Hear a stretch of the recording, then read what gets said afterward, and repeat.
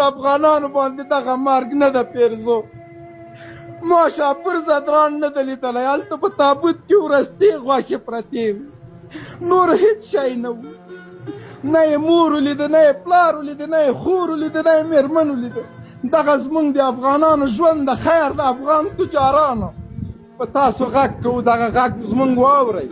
سبا بل شاپور رانځي، بل بچی، بل خور رانځي. دا زموږ او ستاسو ملي وجیبه ده. زما په سر او په مال مو کېږي.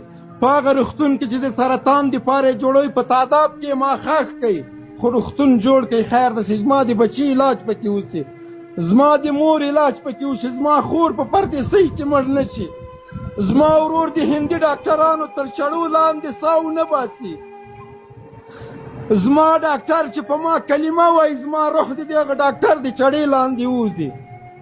زه نه غواړم چې د هندو ډاکټر د چړو لاندې په پردیس کې له مور او پلار له غېږې بېل ورستې غوښې مې په تابوت کې راشي. خیر ده، دا زموږ او ستاسو ټولو وجیبه ده.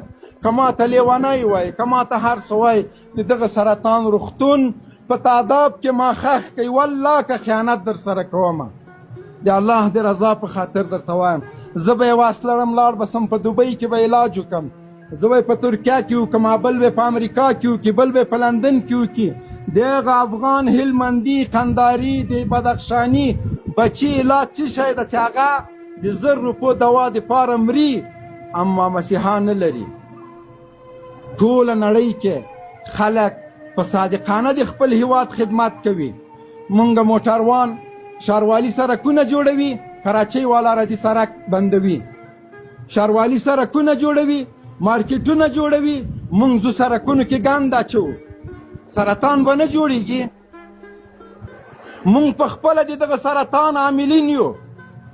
ښاروالي سره لښتې جوړوي، مونږ پکې پلاستیکونه اچو ډکوو یې. حکومت ماته پلونه جوړوي، مونږ د پلونو لاندې پوډریان ناست دي پوډر وهو. حکومت امنیت جوړوي، تجارت کوي، مونږ اختطافو، بچي یې وژنو. مونږ خپله مقصر یو. راځئ د خدای په خاطر دا وطن جوړ کړئ. څو سپي لنډغر لګیا دي، هغه مونږ ته هېڅ مو نه دي ورته ویلي. ناموسي کنځلې راته کوي، وایي کولابیان ښه خلک دي. د افغانستان کولابیانو دې حد ته راوسته، دا د لنډغرو راوسته، دا دغه اشغالګرو دې حد ته راوسته چې په 10 تریلیونه ډالر کې مونږ روغتون نه لرو. مونږ په کابل کې سرکونه نه درلودل، نن په ټکه ټوکه باندې ملا ورور ده او پلان ده او بستان ده شاروال ده راجګېږي د کابل بند سرکونه او لښتي جوړوي او مونږ ریړۍ پکې درو، مونږ بیرته پلاستیکونه پکې اچو. مونږ خپل روغتون، مونږ خپل د دوایانو کیفیت، مونږ خپل ډاکټران قصابان جوړ شوي دي. راځه ډاکټر وروره، راځه انجینر وروره، راځه ملا صاحب وروره، راځه کرکټي وروره، ورزشکار وروره چې بو کې ډالر ما اچوئ ماړه شوي به یاستئ. راځئ نور د ملت ته کار وکئ، د ملت له خدمت نه خوند واخلئ.